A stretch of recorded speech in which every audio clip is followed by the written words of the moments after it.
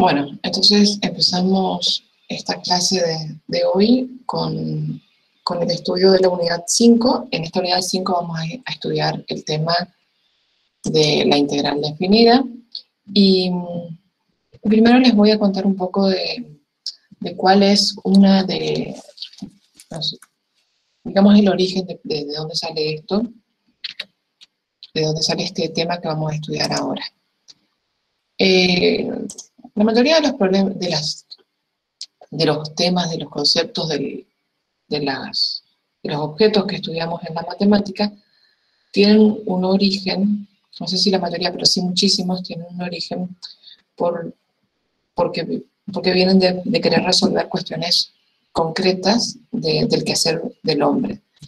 Entonces, este tema en particular tiene que ver con que si yo quiero calcular el área de una superficie plana, por ejemplo, el área de un rectángulo, ahí tienen que el área de este rectángulo lo pueden calcular como base por altura.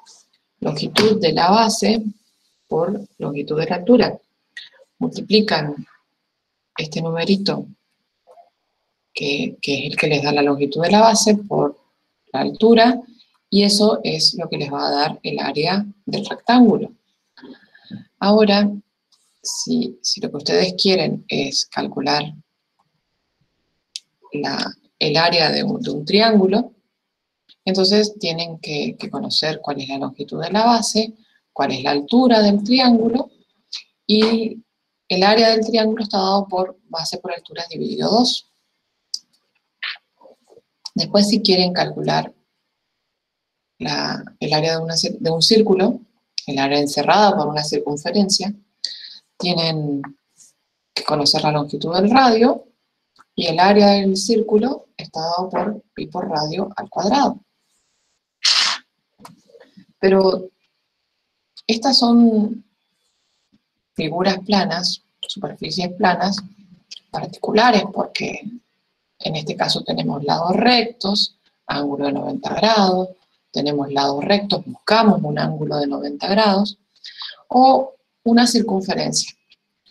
Pero no siempre nos interesa calcular el área de una superficie tan bien delimitada como las tres que les mencioné.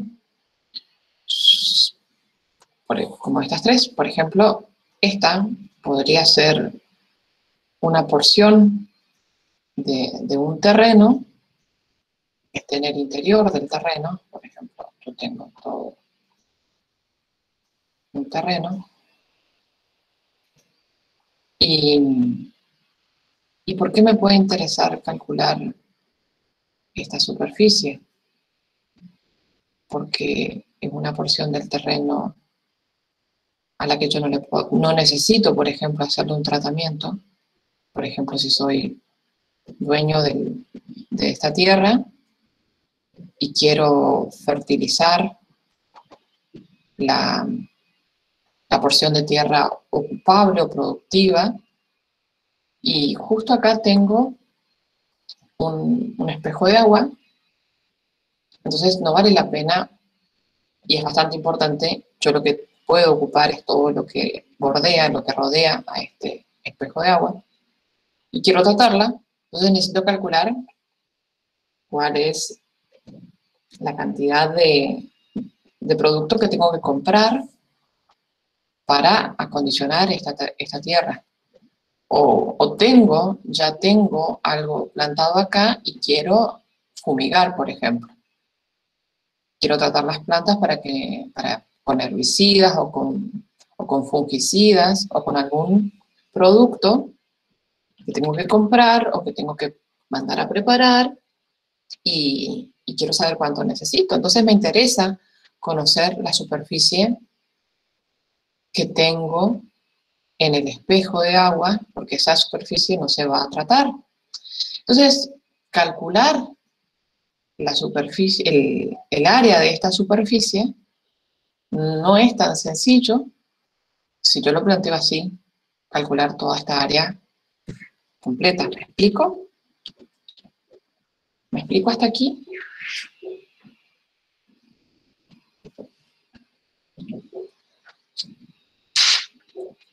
Pero, bien, pero yo puedo reducir el problema y puedo reducir el problema y decir, bueno, no puedo encontrar el área de toda esta superficie, pero por ejemplo, será que puedo encontrar esta área.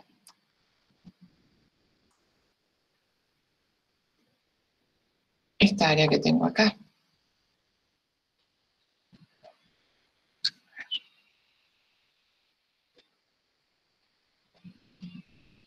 Toda esta área.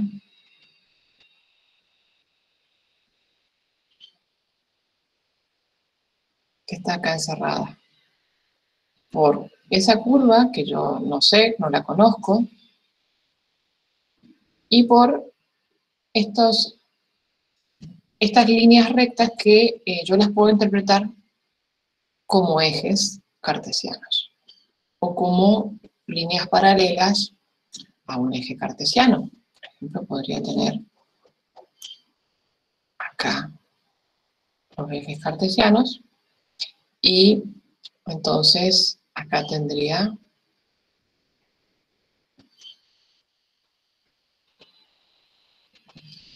rectas que son paralelas al eje Y. Y entonces todavía me queda encontrar, por ejemplo, ¿quién será esta curva? Esta curva que está acá.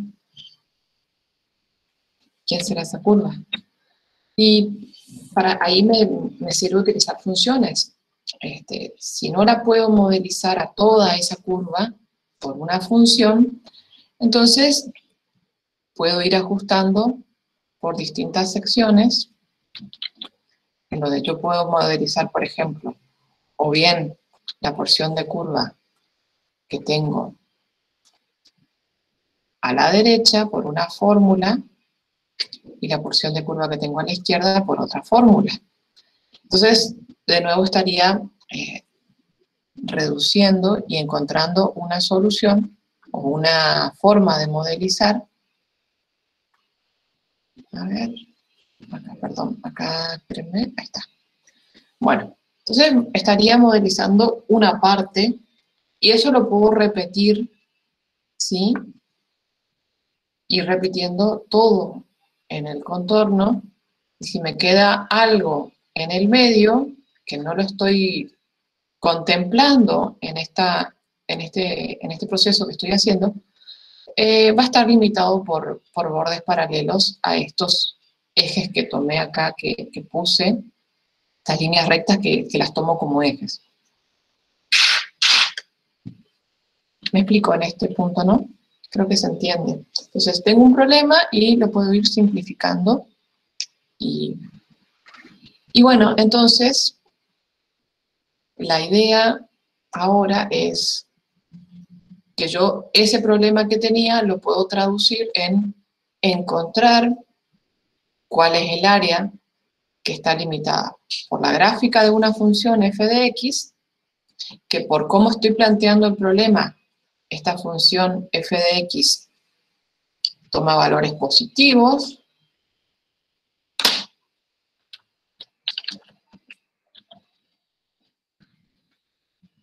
mayor o igual que 0, ¿sí? Ahí no tengo el igual, pero ya lo voy a agregar.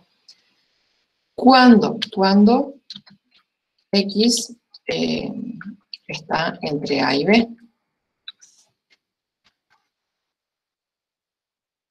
A ver, eso lo voy a escribir a mano alzada. F de x es mayor o igual que 0 cuando x está en el intervalo cerrado a y b. ¿Y quiénes son los valores reales a y b? Aparte de ser números reales y de que a es más chico que b, son los puntos en el eje de las x que yo estoy considerando como los bordes de ese rectangulito que que yo considere para simplificar el problema. Sería, acá estaría A y acá estaría B. Entonces, son los valores de X que me terminan de delimitar dónde estoy queriendo calcular el área. Entonces, el área que yo estoy queriendo calcular está limitado. Superiormente por la gráfica de la función y igual a f de x. A la derecha por la recta x igual a b. La recta paralela al eje de las y, x igual a b. Por debajo por el eje de las x, o sea, por la recta de ecuación, esto es x igual a b. Esta es la recta de ecuación y igual a 0. Y esta es la recta de ecuación, el borde derecho sería la recta de ecuación x igual a a. Bueno, entonces, todavía no sé cómo resolverlo, pero lo puedo transformar en un problema que sí pueda resolver. Porque, por ejemplo, si yo tuviese acá una recta paralela al eje X,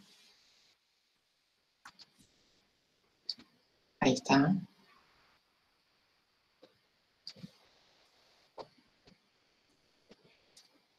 y calculase el área de este rectángulo, esa área yo sí puedo calcularla, porque es base por altura.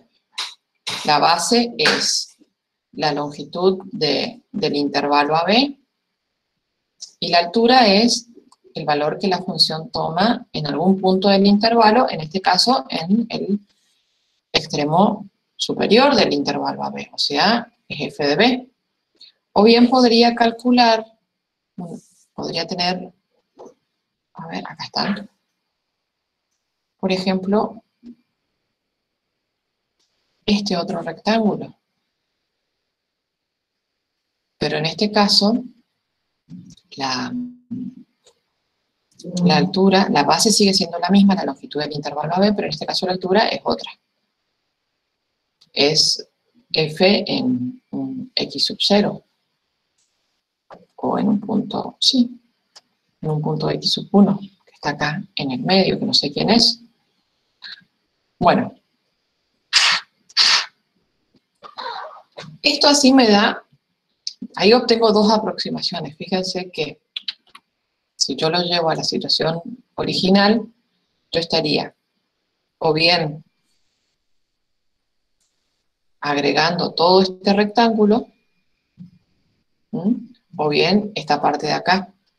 Y esto lo puedo ir replicando en todo el contorno de esta superficie a la que le estoy queriendo calcular el área. En cada caso tendría una aproximación, si lo hago por arriba o lo hago por abajo. ¿Me explico? Sí. Profe, en el chat una chica puso que no entendió por qué puso i igual a 0 y otra dijo que se perdió. O sea, no entendió, supongo. A ver, vamos a ver. Gracias por avisar. Acá esto es la recta de ecuación x igual a b, porque es una recta paralela al eje de las y. ¿Estamos de acuerdo en eso o no? ¿Se acuerdan de álgebra y geometría analítica de esto? Sí, profe. Esta, entonces, es la recta de ecuación x igual a a. Y esta es una recta que conocemos como el eje de las x, pero la ecuación del eje de las x es igual a 0.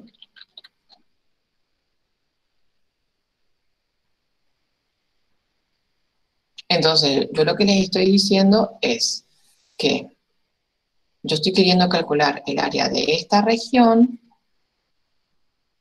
que está pintada de azul, que estoy repintando con verde, pero esta región está limitada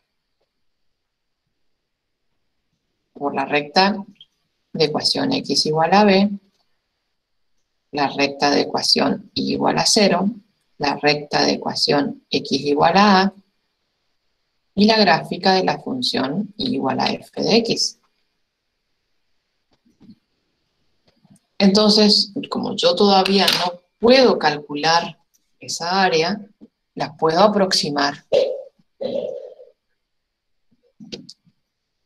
Una forma de aproximarlo es decir, bueno, me voy a pasar un poco y tengo este rectángulo. Calculo la área de este rectángulo. Es más grande que el área que estoy buscando. Entonces puedo calcular también el área de este otro rectángulo, que es más chico que el área que estoy buscando. Algo en el medio, bastante más cerca del rectángulo más chico, del área por defecto, es el área que estoy buscando. El área por exceso es el área de este rectángulo y el área por defecto es el área de este otro rectángulo más pequeño. ¿Me explico hasta aquí? Entonces, esas son aproximaciones. Una es mejor que la otra. A ojo, por apreciación visual nada más, yo puedo decir que el área del rectángulo pequeño es más próxima al área que estoy queriendo calcular que el área del rectángulo más grande. ¿Estamos de acuerdo hasta aquí?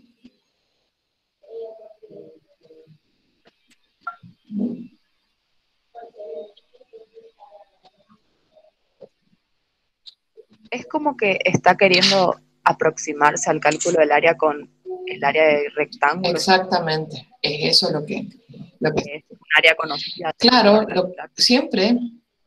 siempre que nosotros queremos encontrar algo, partimos de lo que conocemos. Y ahí llegamos a la definición de algo nuevo, pero viendo que eso que vamos a definir tiene sentido. Entonces, esta primera parte es, yo voy a aproximar el área por el área de rectángulo. El área que yo quiero conocer es el área que está bajo la curva entre estas rectas paralelas al eje Y y bordeada inferiormente o limitada inferiormente por la recta Y igual a 0, o sea, el eje de las X. En este punto, fíjense, tengo el mínimo de esta función. Entonces, acá, la imagen de este X sub 1 me da la altura y la base es la amplitud del intervalo AB, o sea, B menos A.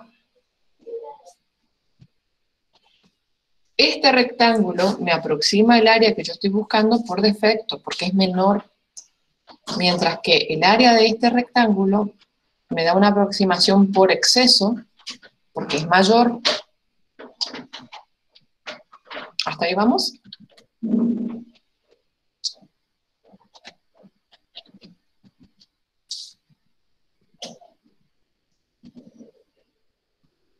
¿Se entendió esto, chicos? Sí, profe. Bien, buenísimo.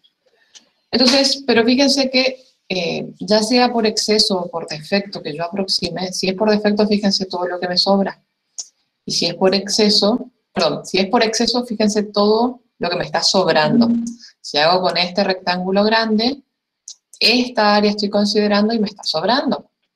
Pero si lo hago por el rectángulo pequeño, o sea, por defecto, me está faltando todo esto. Entonces, ¿qué puedo hacer?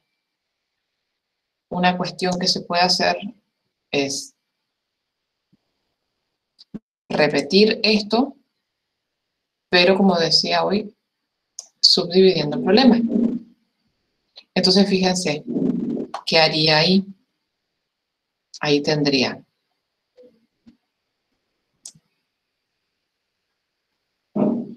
dos nuevos rectángulos. Entonces, a ver, déjenme que... A ver, espérenme un segundito.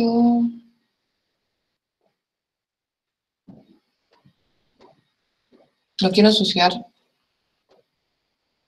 todo esto. Entonces voy a hacer esto.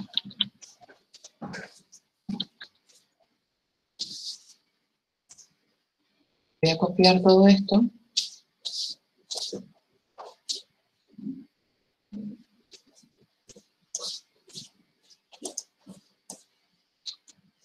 Y acá voy a hacer lo que les estaba diciendo. Entonces, como les decía,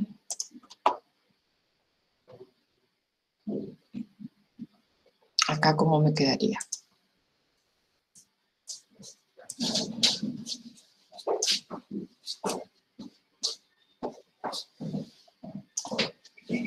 Voy a sacar la parte de esa verde.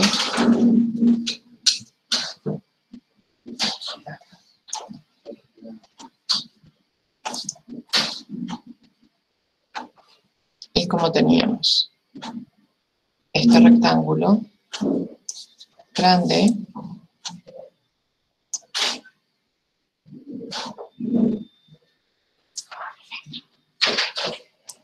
este rectángulo más pequeño,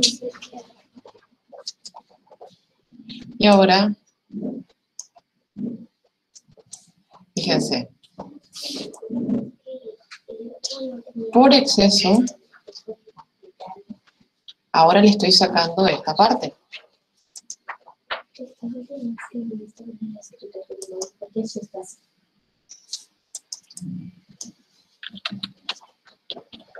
Deme un segundito, por favor.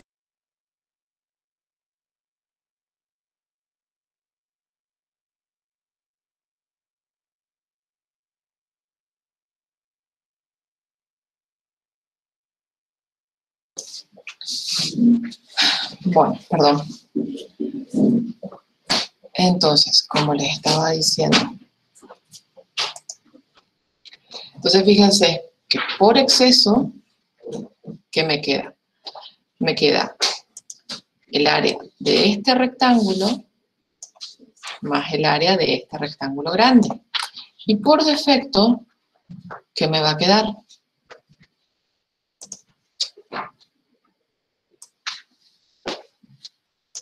Me va a quedar ahora el área de este rectángulo más pequeño más el área de este rectángulo más pequeño. Entonces, tengo una mejor aproximación en ambos casos. ¿Por qué? Porque fíjense que de este caso a este caso, estoy sacando toda esta parte al calcular o al aproximar el área por exceso, y de este caso a este caso, estoy agregándole esta parte al calcular el área por defecto.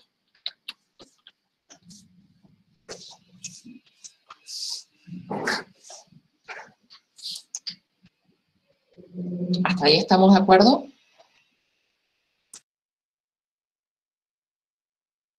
Profe, ese triángulo, perdón, ese rectángulo de arriba que borró las líneas, digamos, ya no estaría más en la parte del exceso. Claro, cuando yo calculaba el área del rectángulo, sin esta división acá, perdón, ahí, así. Si yo calculo por exceso, tengo todo esto, y si yo calculo por defecto, me queda esta parte. Me está faltando todavía un poco más acá, o me está sobrando todo esto. En cambio, si yo divido este intervalo AB en dos partes, que no necesariamente tienen que ser iguales, pero en este caso lo dibujo igual para simplificar la cuestión, fíjate que cuando calculas el área por exceso, por el punto más alto, tenés todo esto más todo esto. Y le sacamos acá una buena parte, que es lo que me quedaría acá. ¿Me explico? Sí, profe. Entonces, calcular así me da una mejor aproximación que calcular así. Ya sea por exceso, porque le estoy agregando menos que antes al área que quiero buscar, o por defecto, porque fíjate que me falta esta parte y me falta esta partecita, mientras que acá me faltaba todo esto. Porque acá le agregué una porción que es la que está acá. Entonces, ¿yo qué puedo hacer? Si acá estoy obteniendo una mejor aproximación y puedo repetirlo,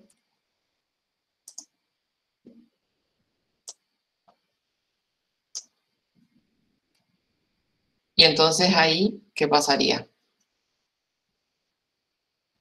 Por exceso, me quedaría esto, más esto, más esto. Y ahí, esta parte es lo que estaba en el paso anterior, que ahora en este paso ya no estaría.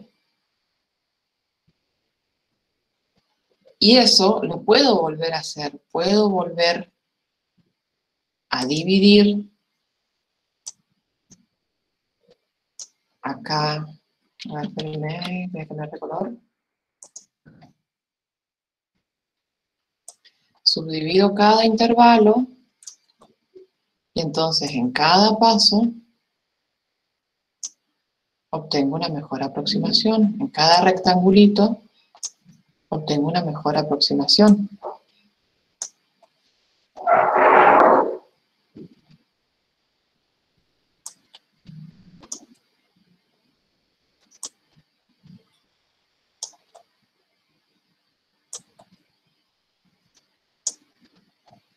Y ahora lo que le estoy agregando en el exceso, fíjense, que es, a ver, perdón,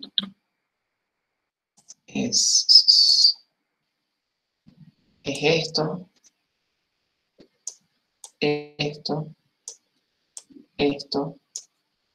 esto, y así sucesivamente. Entonces, esta es una idea.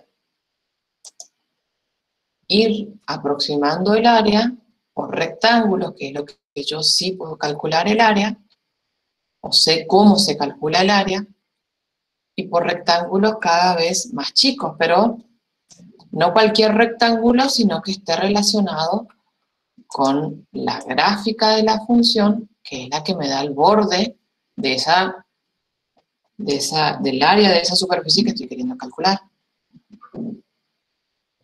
¿Cómo decís? A ver.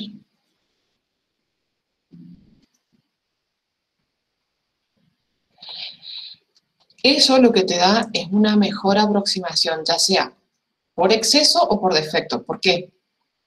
Ya quedó muy sobrecargada la imagen. Fíjate, te voy a mostrar otra imagen. Espérenme.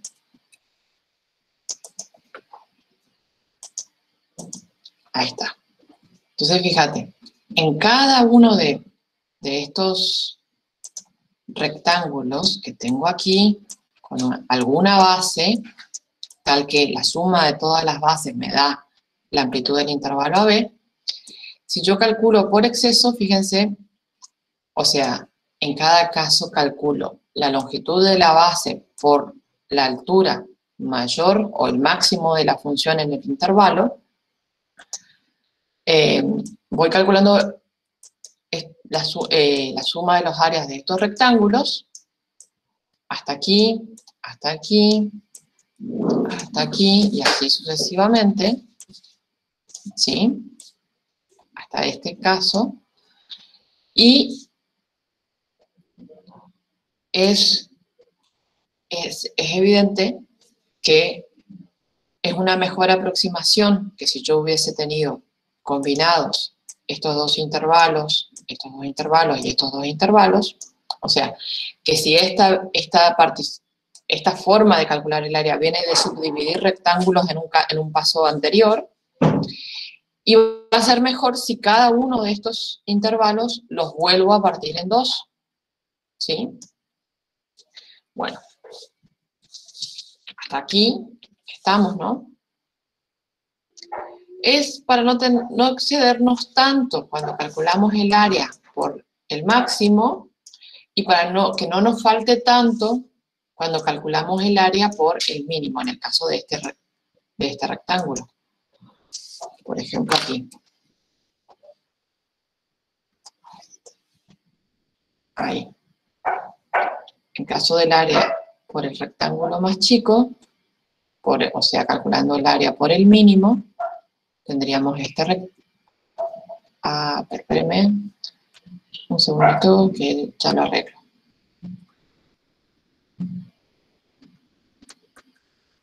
¿Por qué no me responde?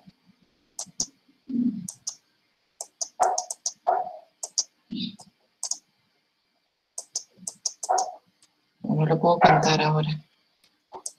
A ver si lo puedo pintar. No.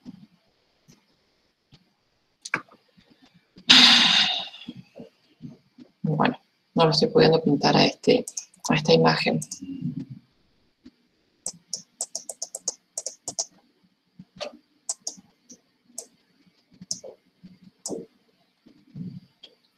Está en la pintura, pero... A ver. Ahí está. Ahora sí, no sé por qué. Bueno, espérame. No me responde este programa hoy. Bueno, pero se entendió la idea, ¿no? Gente.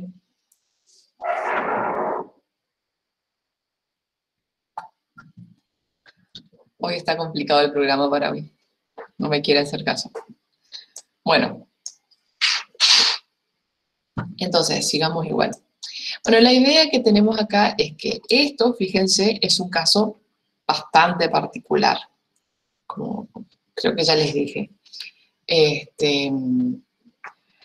Porque la función f no es cualquier función. En principio, lo que sí podemos decir es que f es una función acotada.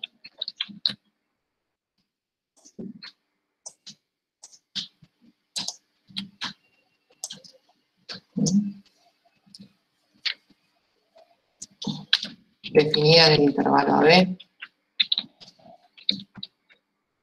El intervalo cerrado AB.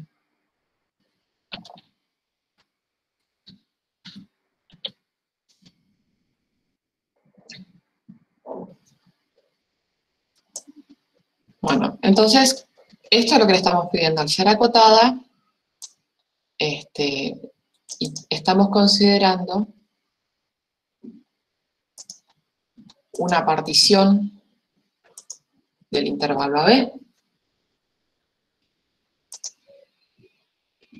¿Qué es una partición del intervalo AB? Es un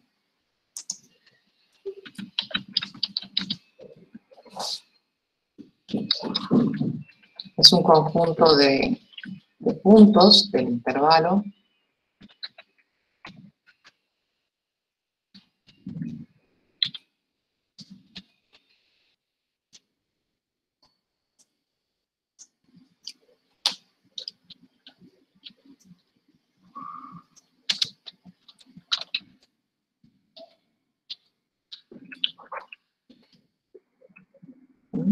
cuyos elementos son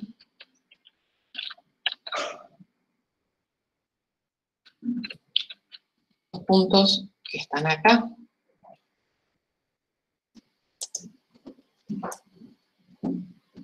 ¿Sí? X sub 0, X sub 1, X sub I, X sub n, y que además satisfacen esta condición de que están en esta cadena de desigualdades. La partición P es igual a X sub 0, esto es X sub 1,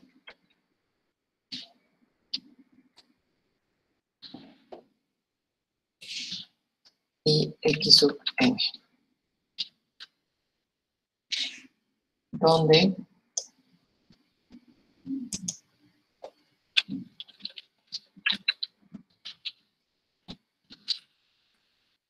no donde, sino tales que al que se cumple la desigualdad esta. Entonces, a ver, déjenme que acomode esto para que les quede bien. Ahí aparece lo que rayé, que cuando quiero que se vea no se ve. Bueno, entonces tengo P una partición del intervalo AB, tengo la gráfica y tengo que F es una función acotada. Entonces, estoy considerando que, fíjense que yo no digo en ningún momento que de la distancia de x0 a x1 o de un x sub i a un x sub i más 1 al anterior sea siempre igual. Entonces, la distancia entre dos x sub i consecutivos, o sea, entre dos elementos consecutivos de esta partición, la llamo delta de x sub i. El caso más común es cuando los subintervalos que me quedan a partir de la partición son todos de la misma longitud. Ese es el caso más lindo de considerar, porque en vez de considerar delta de x sub i, considero un delta de x porque siempre va a tener la misma longitud. Entonces, acá lo que estoy haciendo, chicos, es tomando esta idea que teníamos acá, que les había planteado yo acá, y tratar de formalizarla para llevarlo a una forma de expresión matemática, a escribirlo matemáticamente. Entonces, llamo delta de x sub i a la longitud de cada subintervalo que tengo, que va a ser la base del rectángulo con el cual voy a poder aproximar el área que quiero calcular. Y como habíamos visto, estoy considerando el máximo en cada subintervalo y también estoy considerando el mínimo en cada subintervalo. También... Profe, Sí. ¿cómo dijo, qué dijo que era delta de x sub i? Porque se me cortó y no escuché bien. Es la amplitud de cada subintervalo. Yo lo estoy dibujando. Gracias. Esto es lo que no sé si escuchaste, si pudiste escuchar o no, pero yo los estoy dibujando a todos parejos, aparentemente,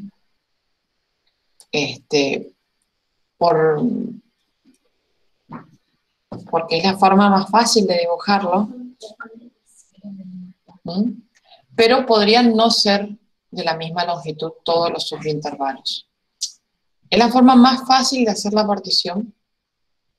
Es un caso particular de este que estoy considerando, donde yo no digo que todos estos puntos estén en la misma longitud, estén determinándome subintervalos de igual longitud. Yo no lo estoy afirmando. Aparece así, o es aparente esto por el gráfico, porque es la forma más fácil de dibujarlo, pero por ejemplo, yo podría tener acá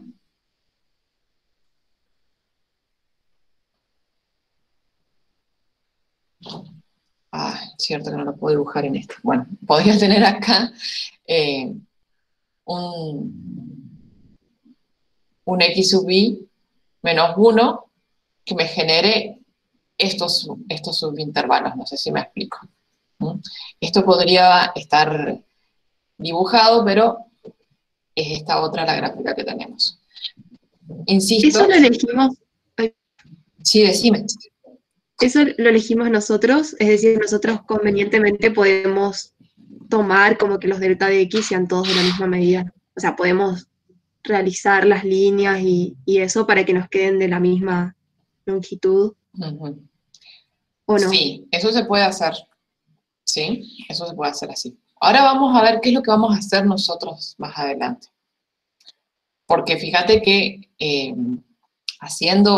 acá tengo 6 subintervalos, tendría que calcular 6 veces el área y sumar. Y todavía no me sirve porque tengo una aproximación, Entonces, dependiendo del problema y de los parámetros, eso después van a verlo. Acá hay un error, pero un error por aproximación, no un error de que esto está mal, sino un error por aproximación, una diferencia entre el valor real y el valor calculado. Y dependiendo del problema y no solamente del... Ay, no me sale la palabra, perdón. Se me bloqueó la mente. No solamente las condiciones del problema, sino también dónde están queriendo resolver el problema. Por ejemplo, cuando hacen una investigación, tienen que tener cierto margen de error para que los resultados que ustedes tienen en la investigación o en el experimento sean aceptables. Entonces tienen que tener un margen de error. Y esto acá es bastante grosero el error que tenemos, entonces todavía no sería útil, tendría que repetirlo a esto más. Y ahora vamos a ver más adelante un poquito más sobre esto. Pero mientras tanto, como les decía, tengo el delta de x sub i, que es la amplitud de cada uno de los subintervalos, el máximo m sub i en cada subintervalo, el máximo de la función en cada subintervalo, el mínimo m sub i, el mínimo de la función en cada subintervalo, y voy a llamar S sub n, y esta suma la llamo suma superior.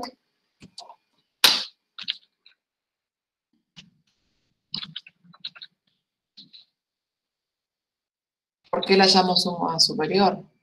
Porque estoy sumando las áreas de los rectángulos que obtengo cuando planteo que la base es la amplitud del subintervalo y la altura es el máximo de la función en ese subintervalo. Así también tengo las sumas inferiores,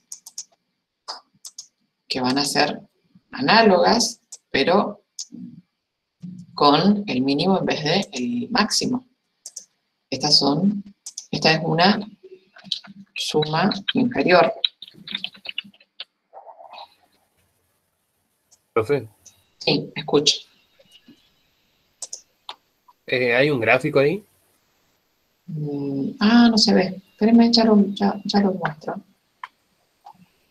No lo habilité, gracias. Ahí está. Gracias. Entonces, ahí está lo que yo les decía. Esta es la suma superior. ¿Por qué? Porque estoy calculando el área de cada rectángulo como la longitud de la base, delta de x sub i, por la altura en el rectángulo grande, que es el máximo de la función en ese subintervalo.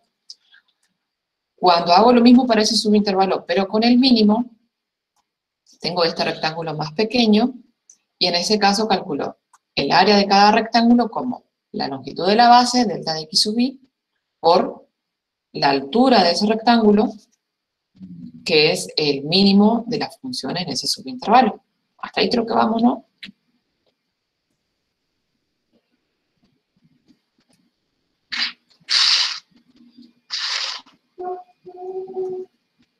Bueno, entonces, ¿qué es lo que pasa? Que el área que yo estoy calculando, la llamo S, para que se corresponda con la suma inferior y con la suma superior, es un valor que está entre, si existe, es un valor que está entre la suma inferior y entre la suma superior. Entonces, ¿qué pasó acá? Ah, te me acordé.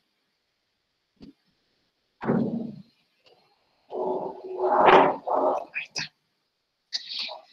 Si a ver, ¿qué es lo que pasa ahí? Esperen un segundito que tengo algo preparado que, ¿dónde está? Acá está. Ahí está.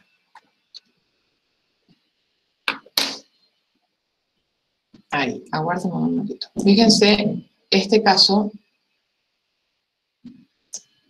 después les pongo el enlace para que lo vean. Esto lo hizo una persona. Ahí está el autor, Ibarrera. Está en la página de GeoGebra. Es un recurso que hizo otra persona. Y estas sumas se llaman sumas inferior y superior de Riemann. Y fíjense que en este caso, este profesor propone para esta curva, esta gráfica de esta función, que acá está cuál es la función x cuadrado más 3, y propone, fíjense, para el intervalo menos 2, algo, no logro identificar eso en... Ahí está.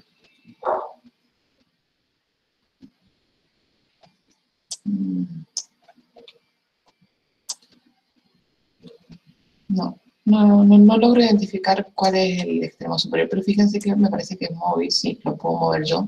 Si lo acerca, capaz se ve, profe. Sí, pero Cuando era se un hace número esta. decimal, por eso no lo podía ver. Pero también, ¿qué pasa? Que fíjate que llegamos acá hasta 60 y algo, seguramente. Está en 8, 64 y 3, 69, hasta 69 llegamos. Y ahí está. Y como es, y si no pierdo también. Pero esto lo puedo mover. Fíjense, lo puedo mover. Bueno, ¿y qué pasa acá? Este profesor está proponiendo acá, en este caso, 9 subintervalos. Y fíjense, el área superior lo calcula, pero no lo calcula el profe, sino que lo calcula con el GeoGebra. La suma superior es 248,23 y la suma inferior es 165,75. Entonces, ¿qué pasa? Yo, fíjense, puedo poner menos subintervalos o tener más subintervalos. Fíjense que acá n es igual a 26, o sea que, bueno, 26, ahí está. O sea que acá tengo 26 subintervalos. Si yo lo tuviese que hacer a mano a esto, tengo que calcular los 26 subintervalos. Por suerte tengo una función como la cuadrática, que si el valor de x es negativo, el mínimo está en el extremo superior del intervalo. O sea, por ejemplo acá, tengo menos 2, algo, menos 1,90 y pico. ¿Me explico? Gente, ¿me siguen hasta ahí? Por ejemplo, le voy a dar, a ver. Capaz que no lo ven. En el chat pusieron que no, Sí, profe. sí, sí, gracias. Vamos con un subintervalo más grande. Más grande en longitud, pero menos subintervalos. Vamos a mover esto para que me quede lindo. Ahí está en menos 2 el extremo inferior. ¿Por qué es menos 2 el extremo inferior? Fíjense que llega hasta 8, tengo 10.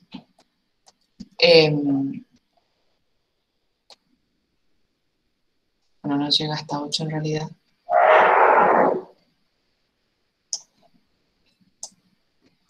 Ahí sí llega hasta 8.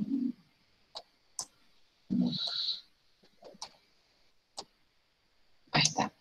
Ahí tengo 8 subintervalos. Vamos con 10, que me va a dar un número entero. Ahí está. Ahí tengo 10 subintervalos. Entonces, para ir de menos 2 a 8 tengo 10 unidades. O sea que este rectángulo tiene extremo inferior en la base menos 2 y extremo superior en la base menos 1. ¿Me explico en esto? O sea, este punto es el punto menos 2, 0, porque está sobre el eje X, y este punto es el punto menos 1, 0, porque está sobre el eje X. Entonces, la base va de menos 2 a menos 1 y tiene longitud 1. El extremo inferior de la base es menos 2 y el extremo superior es menos 1. ¿Hasta ahí se entiende?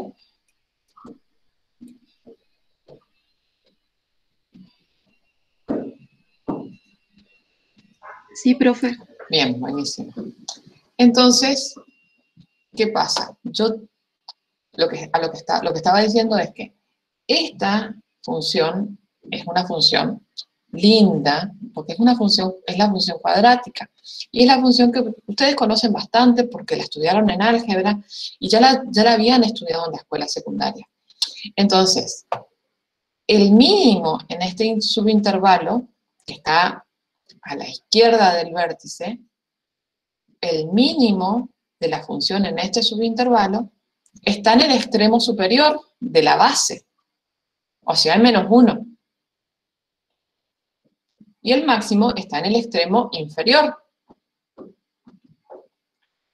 Y eso cuando paso el vértice, en vez de tenerlo el vértice a la derecha, si lo tuviese a la izquierda, por ejemplo, en este subintervalo, que va desde 3 a 4, el mínimo ahora está en el extremo inferior y el máximo está en el extremo superior. Entonces, ahí es fácil calcular. Pero si tuviese otra función que no me tuviese dada dónde está el mínimo y dónde está el máximo, que no fuese polinómica o que no fuese una polinómica tan sencilla como esta, o de la que conocemos tantas cosas como de esta función, entonces tendría que buscar un poquito más para saber dónde está el máximo y dónde está el mínimo. Si tuviese una composición de funciones, sería aún más complejo el buscar el máximo y el mínimo, porque tendrían que usar las herramientas que vimos en la unidad anterior. O sea, no es que no las pueden hacer, lo pueden hacer, pero es más complejo. Y fíjense que esto, como les decía, acá es sencillo de hacer porque tengo una función cuadrática, entonces si estoy a la izquierda del vértice, el máximo está en el extremo inferior, y si estoy a la derecha del vértice, el máximo está en el extremo superior. Bueno, entonces de esta manera puedo calcular la suma superior y la suma inferior. Acá fíjense... Profe, perdón. Sí.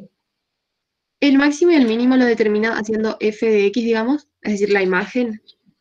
El máximo, en este subintervalo que va, acá está el subintervalo, este es el 7, 8, ¿sí? El máximo está en 8 para este subintervalo. No lo vamos a hacer a esta cuenta. Ustedes capaz que se están pensando que tenemos que hacer todas estas cuentas. La idea es que, fíjense, acá yo tengo la suma superior es 239 y la suma inferior es 171. Me está dando el área que es 203,33. Cualquiera de los dos valores está lejos de esa área. Y yo esto lo puedo hacer. Puedo ir tomando cada vez más subintervalos. ¿Qué es lo que va pasando? Voy obteniendo una mejor aproximación en cada caso. ¿Sí? Pero la idea acá es que cuando yo tomo cada vez más subintervalos,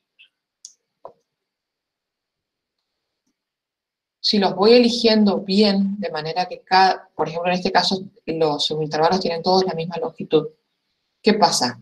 La cantidad de subintervalos crece y la longitud de la base, o sea, la longitud de cada subintervalo, decrece, se hace cada vez más chica.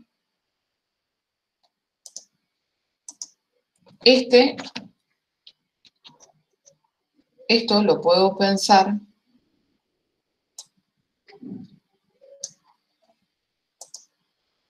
como un límite.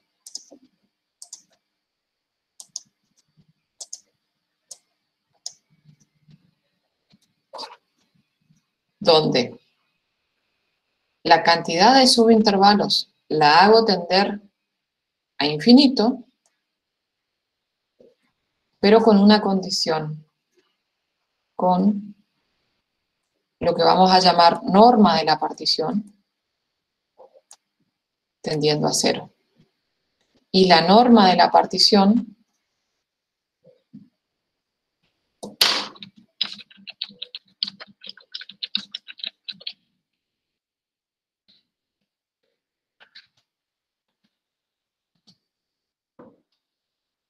un segundito.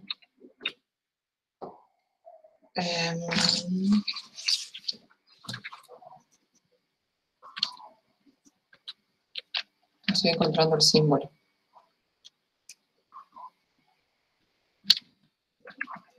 ¿Dónde está? Ah, ya sé. Ahí está. La norma de la partición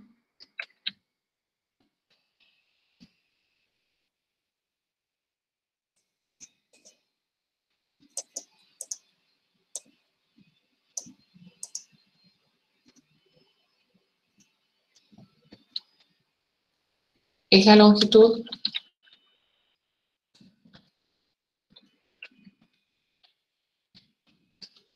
del menor subintervalo.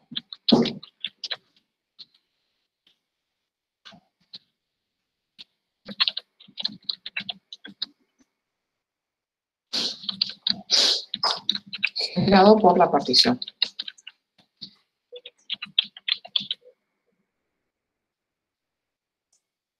Entonces, en el caso en que yo tome todos los subintervalos iguales, la norma de la partición está dada por la longitud de cualquier subintervalo. Pero en el caso en que yo no tomo los subintervalos iguales, el que estoy considerando acá, voy tomando cada vez más subintervalos, pero yo puedo tomar cada vez más subintervalos y dejar fijo uno, o sea, ir subdividiendo todos los subintervalos que ya tenía y dejar fijo uno, pero en ese caso no se cumpliría que la norma de la, perdón, es la mayor, acá es mayor, es mayor. Y no se cumpliría que la mayor longitud de los subintervalos que voy teniendo que va tendiendo a cero. Entonces, todavía tendría, a los efectos del problema que estoy planteando, tendría que no estoy mejorando la aproximación porque hay un subintervalo que lo voy dejando fijo siempre. Entonces, eso no lo puedo hacer y voy tomando cada vez más subintervalos, pero con que cada subintervalo se va dividiendo en subintervalos más pequeños.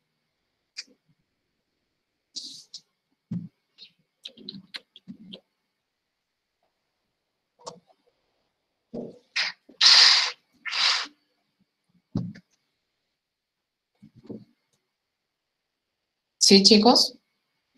Maga, ¿qué me querías preguntar algo? ¿Dónde me dijiste ahí me perdí? No sé si lo entendiste después o no.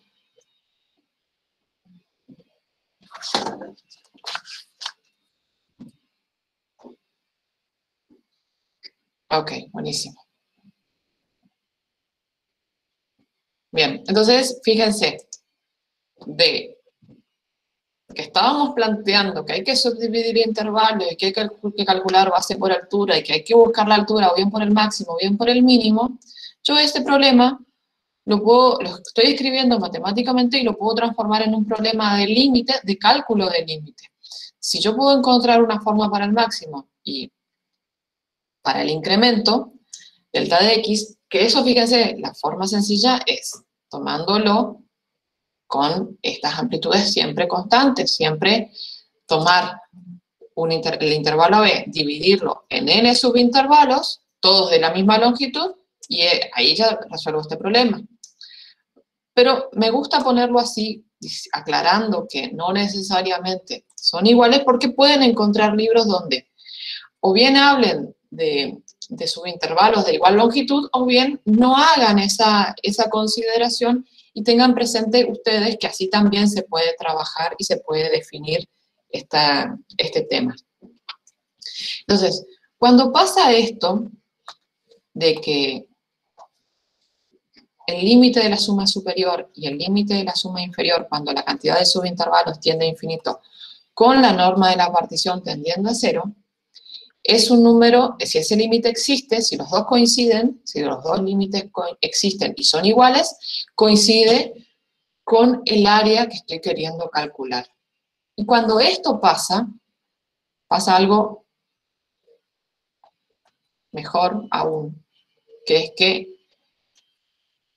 puedo tomar un punto cualquiera que esté en el subintervalo x sub i más 1 y la imagen que la función le asigna a ese punto C sub i del intervalo x sub i más 1, es un valor que va a ser más grande que el mínimo de la función en ese subintervalo y más chico o igual que el máximo que el valor de la función, que el máximo de la función en ese subintervalo. Entonces, si yo tengo esta cadena de desigualdades y delta de, puedo multiplicar, y delta de x sub i, como es una longitud, es positivo, puedo multiplicar a todos los miembros de esta cadena de desigualdades por delta de x sub i, y la desigualdad permanece, se mantiene. No tengo que cambiarla porque delta de x sub i es positivo, entonces se mantiene la desigualdad. Ahora, si en vez, hasta ahí vamos, ¿no, gente?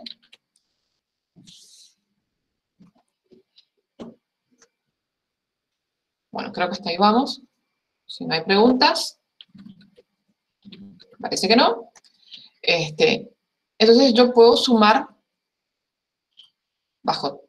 para todos los subintervalos. O sea, si lo puedo hacer en un subintervalo, lo puedo hacer en todos, y si lo hice en todos, y si en todos se mantiene esta cadena de desigualdades, cuando yo sume, ¿qué se cortó? ¿Me ven, chicos, o no? ¿Se la escucha, sí, profe? Yo la escucho y le veo bien. Bueno. Maga, vos se te cortó la conexión entonces. Está bien. Bueno, lo digo de nuevo porque no... Sí, me parece que sí. Igualmente, después queda en el video, pero lo digo de nuevo porque no es mucho y esto me gustaría hacerle hincapié en esto. Bueno, cuando pasa esto, cuando pasa que el límite de las sumas superiores es igual al límite de las sumas inferiores para la cantidad de subintervalos tendiendo a infinito con la norma de la partición tendiendo a 0, ese límite es el área que yo estoy queriendo calcular.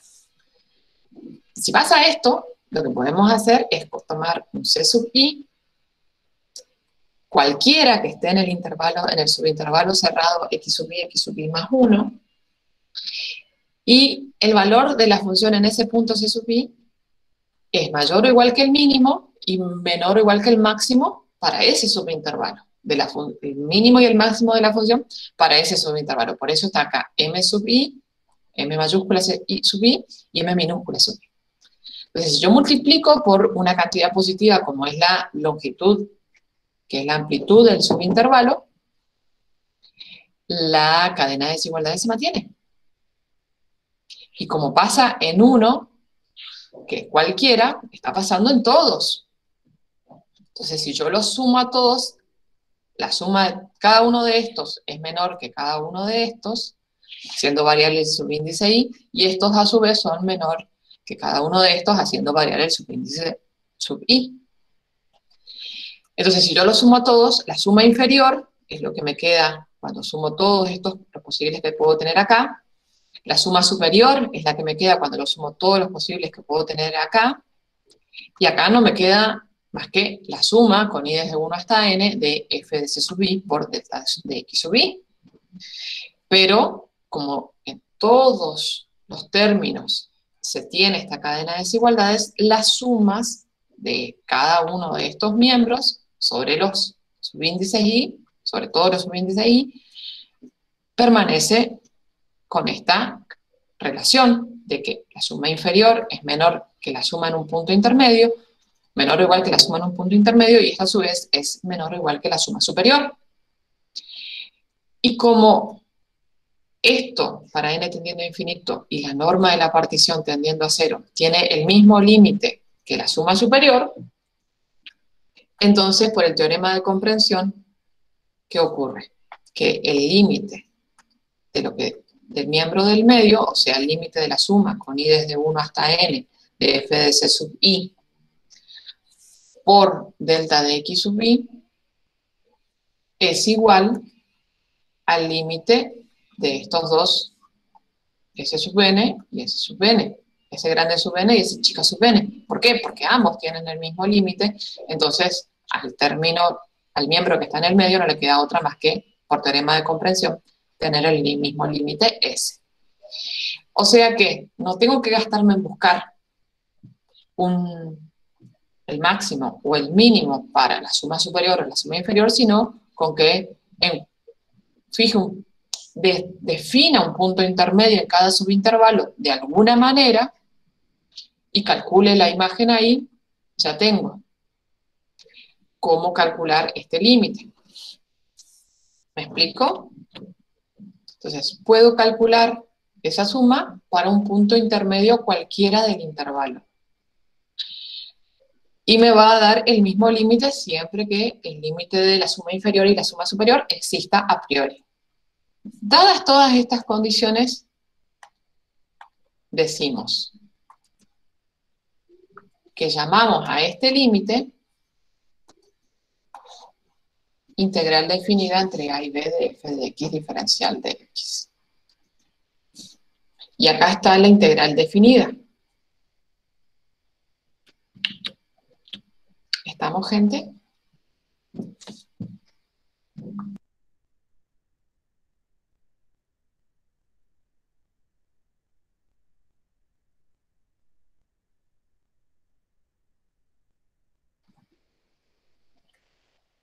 Bueno. Tenemos que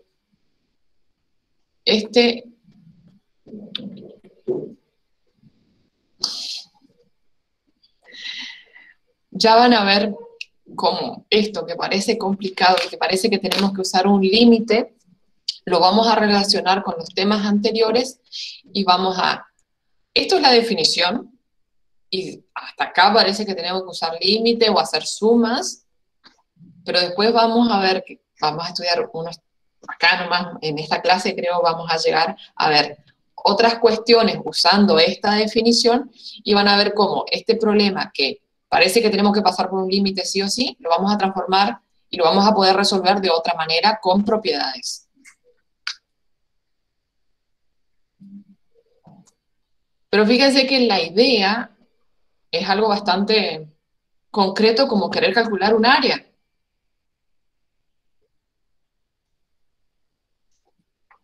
Bueno, entonces tenemos acá este símbolo que es muy parecido a lo que habíamos estudiado en el tema anterior, pero fíjense que lo estamos definiendo de otra manera, y ya van a ver por qué lo escribimos muy parecido al tema anterior. Bueno, tenemos la integral entre a y b de la función f de x. La función f de x sigue siendo el integrando. En este caso b es el extremo superior de integración. Tenemos el símbolo de integración. Tenemos también que en este caso a es el extremo inferior de integración. El extremo superior siempre va acá arriba y el extremo inferior siempre va acá abajo. Lo que en este caso es el extremo inferior es a, pero el extremo inferior siempre va acá abajo y el extremo superior siempre va arriba. No tienen forma de equivocarse con eso. Y después tenemos el diferencial de x, que es la variable de integración. Esta variable a veces es llamada variable ficticia, pues la respuesta no depende de ella, sino que va a depender de la función, la variable y los extremos de integración. Bien.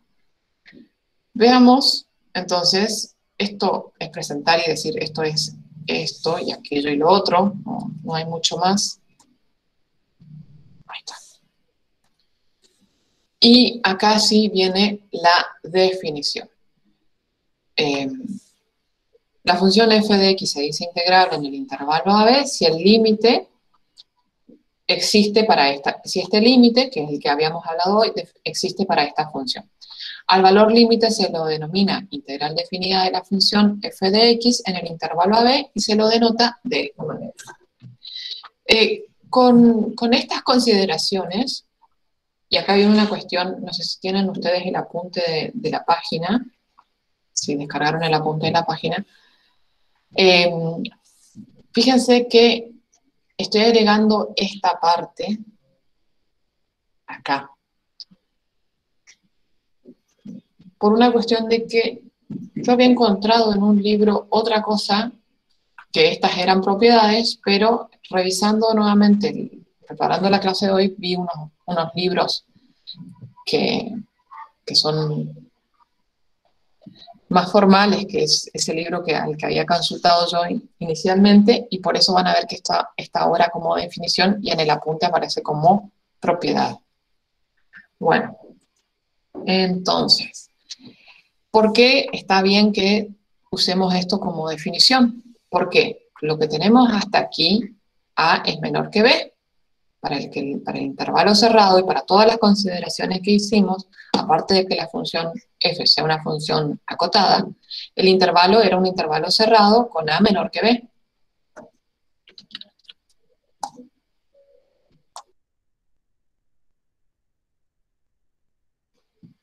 Entonces, no tenemos considerado el caso en que el extremo superior y el inferior sean iguales, o que, siendo A menor que B, el extremo superior sea más chico que el extremo inferior. Entonces, cuando el extremo superior y el inferior coinciden, definimos que la integral es 0, que tiene sentido con lo que habíamos hablado, porque si la curva se reduce a un solo punto, a ver, si yo tengo un solo punto, esto tiene área 0, porque no hay área, es solamente una línea vertical, ¿me explico? Ahí tenemos área 0. La base mide 0, entonces no importa cuánto mide la altura, mientras sea finita, 0 por un número finito, 0 por cualquier número es 0. Ahora, en el caso en que yo tenga que el extremo superior es más chico que el extremo inferior, esto es el opuesto de la integral entre a y b de f de x. O sea que cuando el extremo superior yo lo tomo más chico que el extremo inferior, al cambiarlo de signo obtengo lo mismo que si plantease cómo definimos con el extremo inferior más chico que el extremo superior. ¿Me explico en esto? ¿Podría repetir ese último, profe, por favor? Acá lo que pasa es esto. ¿Qué pasó? ¿Qué pasó? Ahí está. Hoy no me están dando bien este programa. Si vos tenés, por ejemplo, la integral entre... A ver, vamos a una cosa antes. Si yo multiplico estos dos por menos 1, me queda la integral entre a y b de f de x diferencial de x multiplicada por menos 1, o sea, me aparece un menos adelante, y acá tengo la integral entre b y a de f de x diferencial de x. Pero como multipliqué por menos 1, menos por menos, me queda más. Entonces, si vos tenés que calcular la integral entre 3 y 1 de x más 2 diferencial de x, hasta acá, o sea, hasta este punto, con todo lo que hemos visto, con esta definición y esta definición, vos no tenés definido esto. Porque vos tenés definido la integral entre a y b siendo el intervalo cerrado a b un intervalo, o sea que a es menor que b. Esto así no lo tenemos definido. Entonces, con esta definición, tengo que esto es equivalente a esto. La integral entre a y b es menos la integral entre b y a, o bien menos la integral entre a y b es igual a la integral entre b y a. Esos son equivalentes, esas dos igualdades son equivalentes. Entonces, yo, si tengo que calcular esta integral, lo puedo hacer usando esta definición y haciéndolo de la siguiente manera. Le cambio el signo a la integral entre 1 y 3 de la función que sea, en este caso x más 2, diferencial de x. Y esto sí está definido por esta definición. ¿Ahora sí me explico? Sí, profe, gracias. Bien. Bueno, entonces tenemos hasta acá estas definiciones. Entonces tenemos propiedades de la integral definida.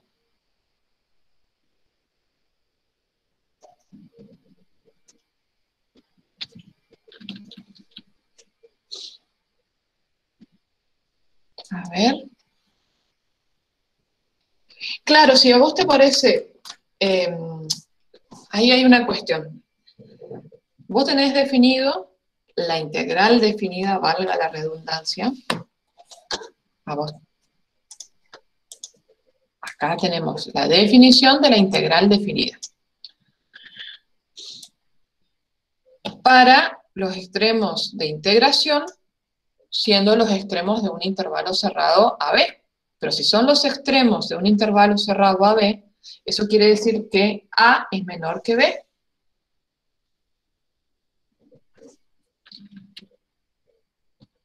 Entonces, si vos tenés un problema donde tenés, o un ejercicio donde tenés los extremos invertidos, entonces ponelos, el número más chico ponelo como extremo inferior y el número más grande como extremo superior, y si estás invirtiendo los extremos tenés que cambiar el signo de la integral. Eso es lo que te dice esta definición.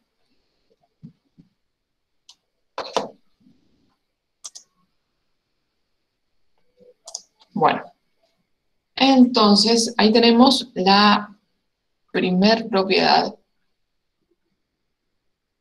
de integral definida.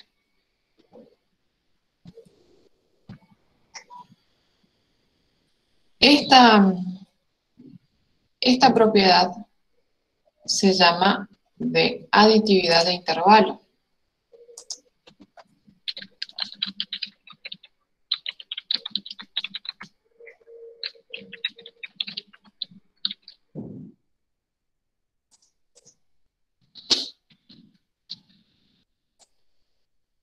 Esta propiedad, que es la aditividad de intervalo, lo que te dice es lo siguiente. Si vos tenés un intervalo AB y un punto C intermedio,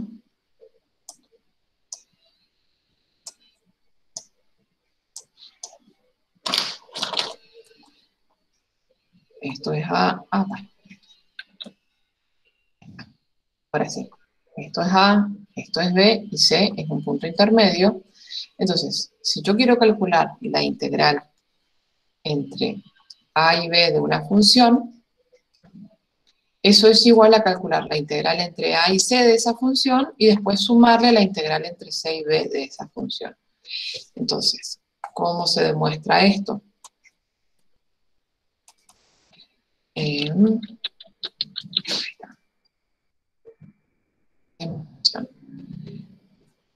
Si yo tengo la integral entre A y B,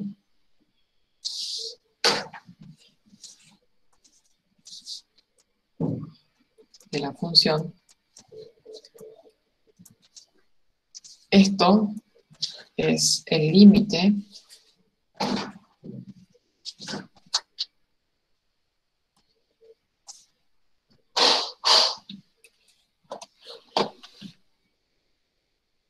Profe, ¿por qué sería menor o igual y no menor estricto? Porque si es igual, es decir, si A es igual a C y es igual a B, no puede ser igual a no se C. puede.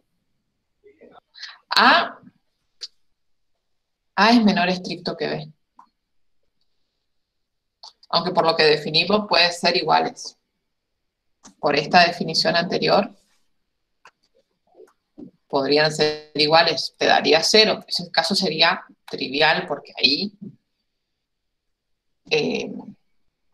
a ver, ese es un caso trivial.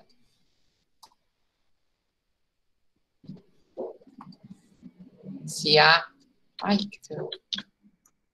A es igual a C y este sub S es igual a B, entonces la integral entre A y B de f de x es 0.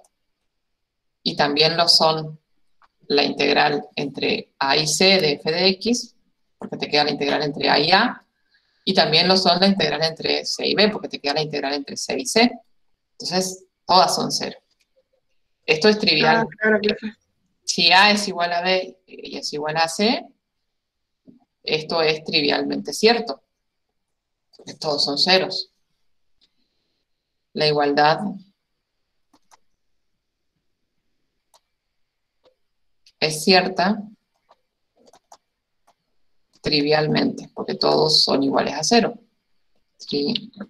Trivialmente.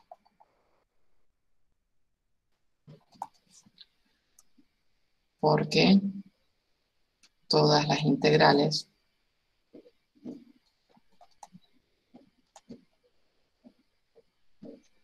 son nulas. Bueno, ahora, si no fuesen todos iguales, en realidad, si A es igual a C, también es trivialmente cierto, porque la integral acá te queda entre A y acá te queda entre A y B, y este término es igual a este término es igual a este miembro, y sale fácil. Entonces, si no fuesen todos iguales, si fuesen todos distintos,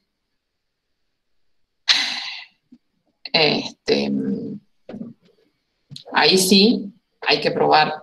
Pero no hace falta distinguir el caso, se puede usar igualmente. ¿Por qué?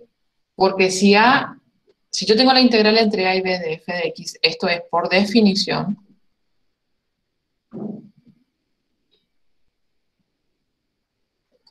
el límite cuando el número de subintervalos tiende a infinito de la suma con i desde 1 hasta n de f de c sub i por delta de x sub i, con c sub i en el intervalo x sub i más 1. A ver, primero creo que ahí hay una cuestión. X sub i menos 1 tendría que ser. Sí. Acá hay un errorcito, que esto es x sub i menos 1 y x sub i.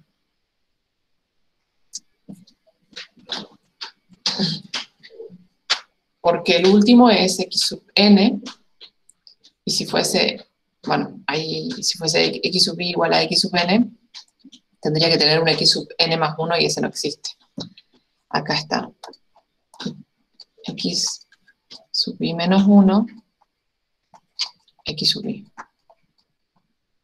Bueno. Entonces considero una partición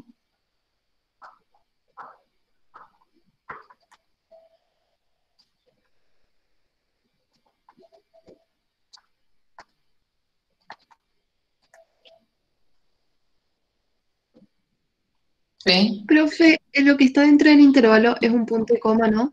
Sí. A ver si lo puedo arreglar.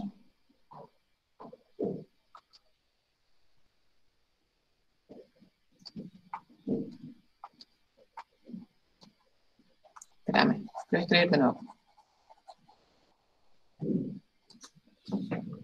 Hacía falta, profe, ahí nomás. No, pero después queda y después no se entiende. C sub i pertenece a x sub i menos 1 x sub i. Ahí está. Está mejor, creo. Bueno, tengo una partición P y acá tenemos a igual a x sub 0, x sub 1, y voy a poner acá x sub n. Esperen que ahí me faltó el 1.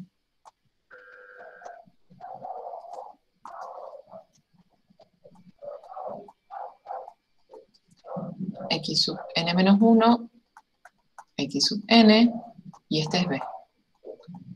Bueno, en esta partición se cumple que, por supuesto, x sub 0 es menor que x sub 1, y este a su vez es menor que x sub n menos 1, menor que x sub n. Puede pasar dos cosas. Puede pasar que C sea un punto de esta partición o no. Considero C puede o no pertenecer a esta partición.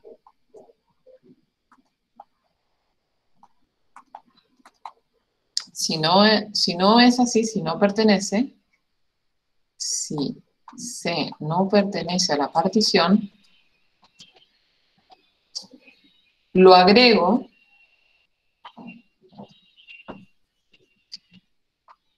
llamando P' a P unión el singulete C. Entonces, ¿qué pasa? La partición P'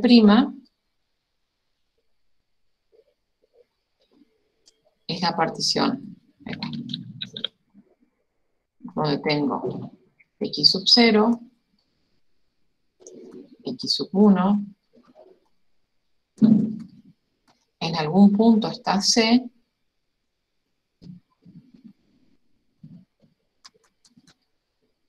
y después tengo x sub n menos 1, x sub n.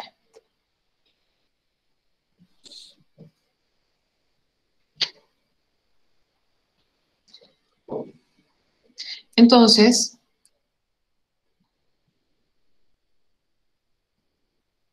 la suma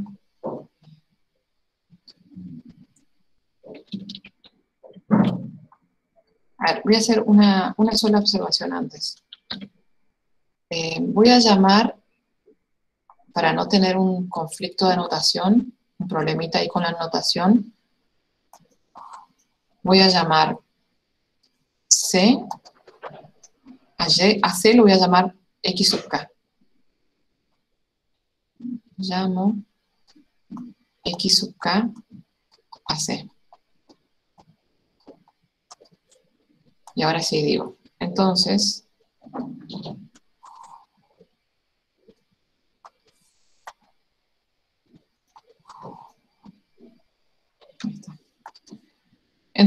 ahora tengo la suma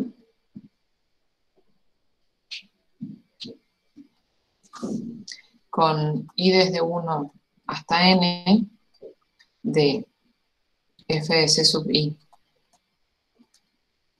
por delta de x sub i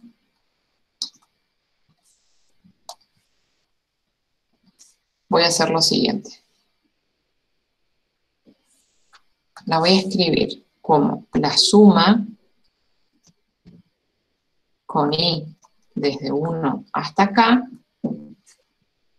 de f de c sub i por delta de x sub i más la suma con i desde k hasta k más 1, perdón, hasta n de f de c sub i por delta de x sub i. Entonces, ¿qué estoy haciendo? Desde C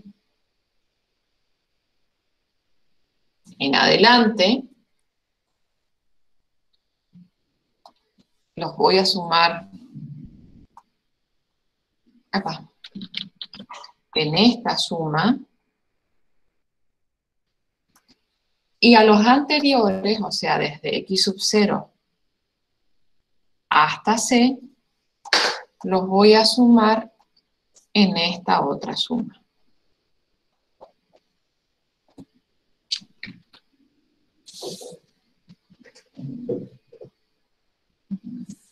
A ver, Maga. No, x sub i menos 1, x sub i, porque son dos puntos consecutivos de la partición maga.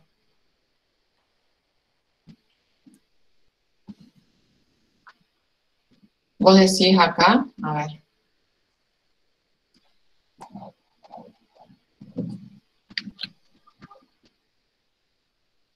Maga. No, no, está bien escrito ahí, está bien escrito. Bueno, se entendió esta parte de que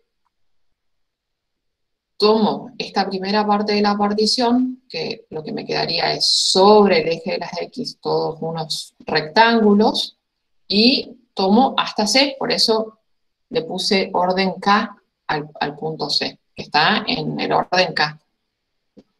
En el orden que sea, X sub K. Y después tomo la otra parte de que son desde C para adelante. ¿Se entiende esto, no?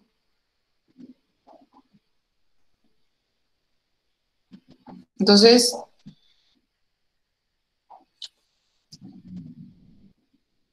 como cuando n tiende a infinito, k también tiende a infinito, ¿por qué? Por esto que yo les decía hoy, que hacía referencia cuando decía la norma de la partición tiene que tender a cero. ¿Por qué? Porque voy subdividiendo los intervalos que tengo desde A hasta C, o sea, voy subdividiendo los intervalos de A hasta B, voy agregando más puntos a la partición, pero no los agrego solamente entre A y C o entre C y B, sino entre A y C y entre C y B. Ningún subintervalo me puede quedar fijo. Cada uno de los subintervalos va a ir teniendo puntos, van a ir apareciendo particiones sucesivas donde voy a tener puntos entre cada dos puntos de una partición que ya tenía. ¿Me explico, gente? X sub K igual a C. Esto es una K. Entonces, bueno, entonces,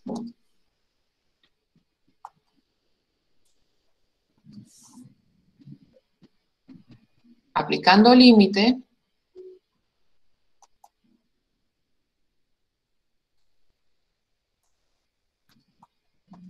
cuando n tiende a infinito,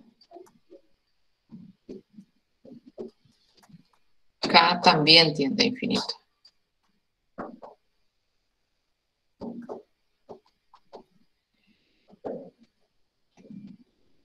Y cuando K tiende a infinito y cuando n tiende a infinito, resulta lo que se quería probar. ¿Por qué? Pues yo tengo todo esto. A ver.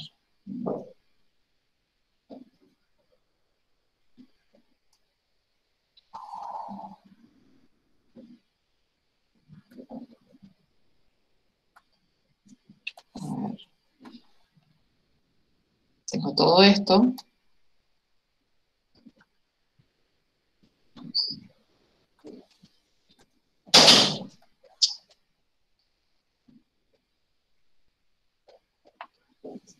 Y cuando calculo el límite, cuando n tiende a infinito en el primer miembro,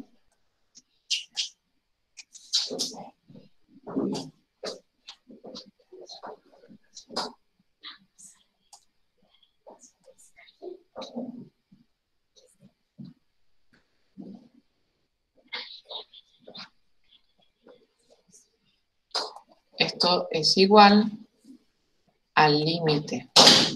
Cuando K tiende a infinito, de este primer miembro, término del segundo miembro,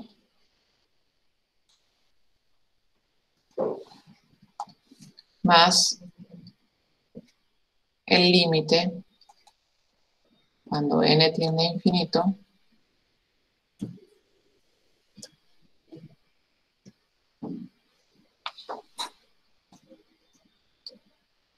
de esto.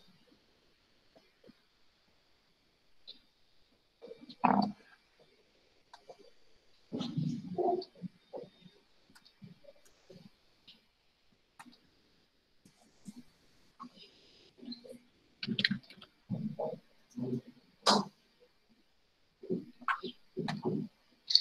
Acá hay una pequeña diferencia en cuanto a la escritura, porque y no empieza en 1, sino que empieza en K.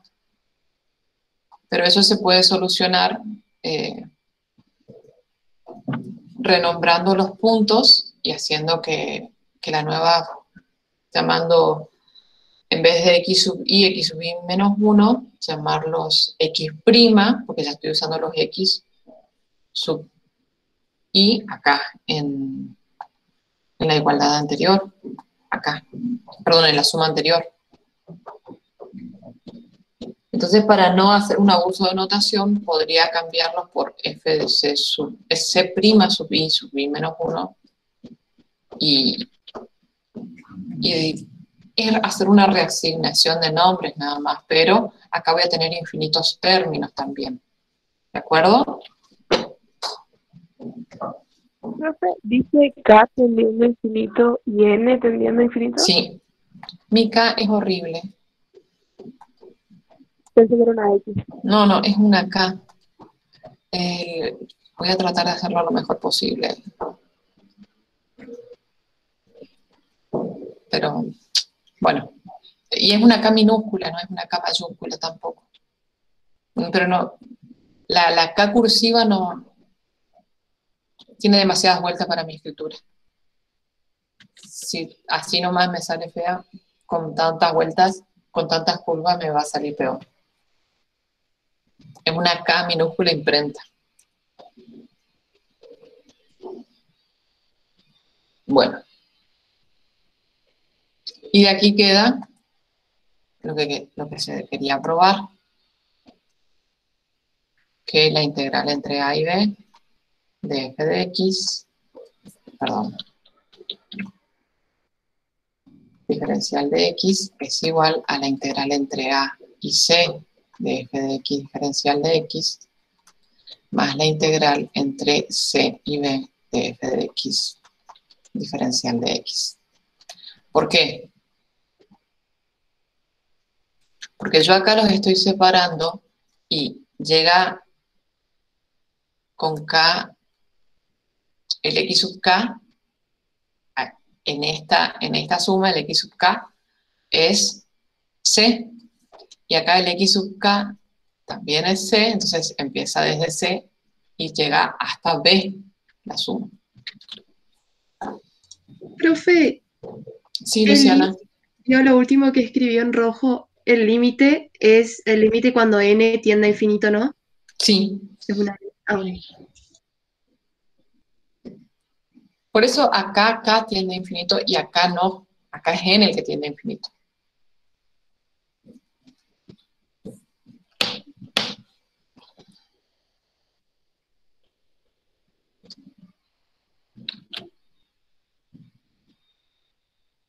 Bueno.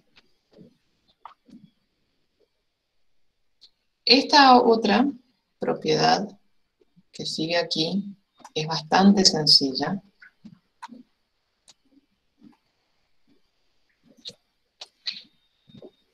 La idea es bastante parecida a esta, es análoga a esta porque parte de una partición, pero como no tengo que dividir el intervalo en dos partes, sino ver que si yo tengo k por f, eso es igual a k por la integral de f. Si yo tengo la integral de k por f, eso es la integral k por la integral de f. Y acá la demostración no es parecida a la que habíamos visto para integrales indefinidas, sino que considero una partición, nuevamente,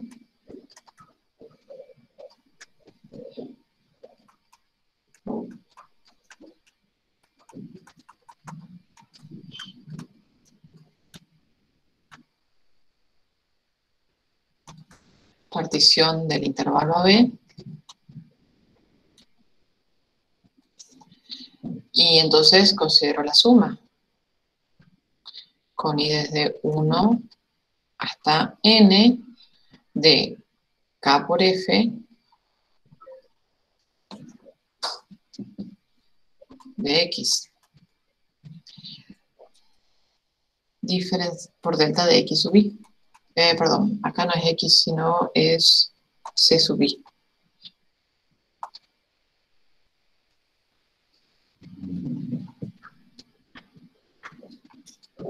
Entonces, como acá está multiplicando a cada término y no depende del intervalo, del subintervalo en el que estemos, no depende del subíndice I, puedo sacar como factor común. O sea, por propiedad distributiva, esto es igual a K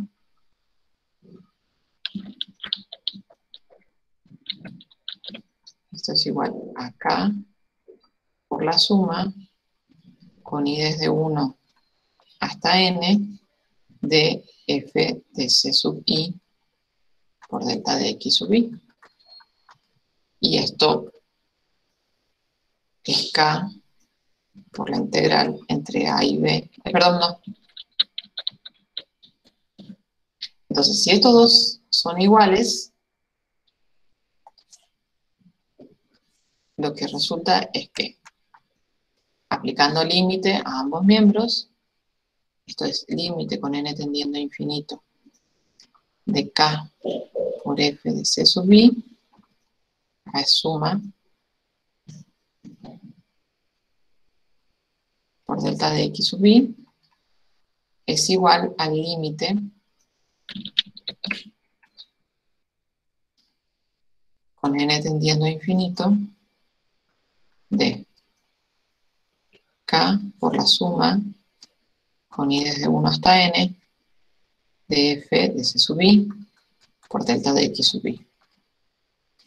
Bueno, como, fíjense, acá no lo puedo sacar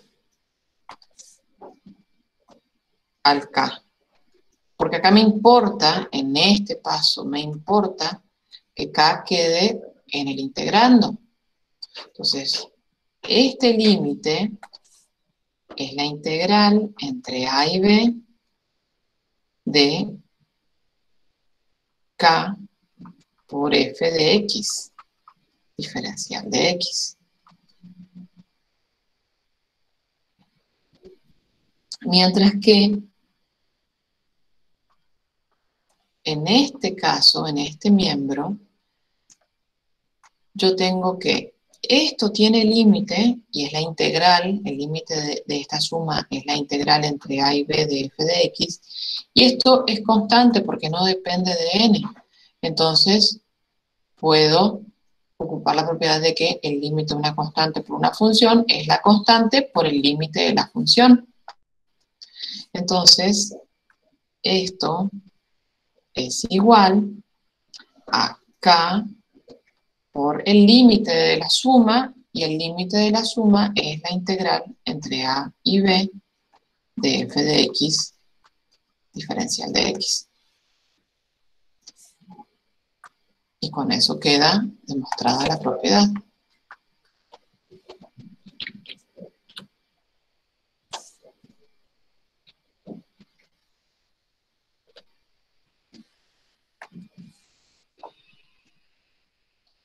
Nos quedan tres propiedades más, que creo que no las vamos a demostrar este año. Todas las demostramos siempre. Esta, que es de la linealidad, acuérdense. Y esta es muy fácil.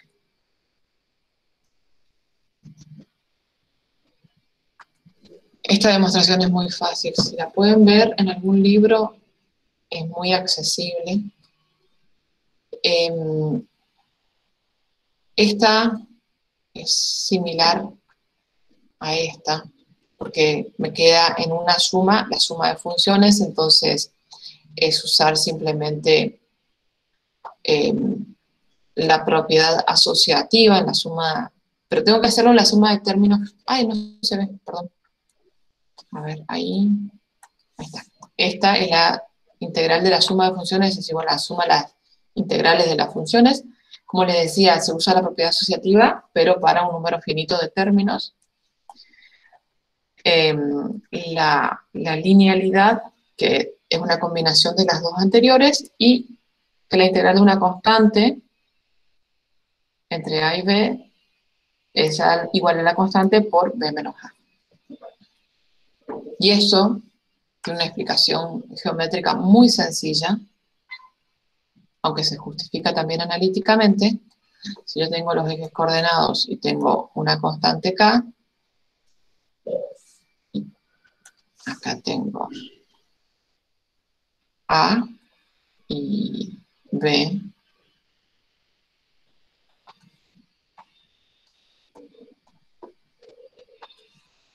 Entonces,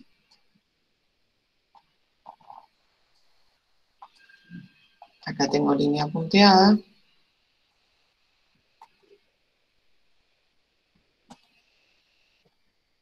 En este caso, el área bajo la curva es el área limitada superiormente por una recta, por un segmento entre A y B, y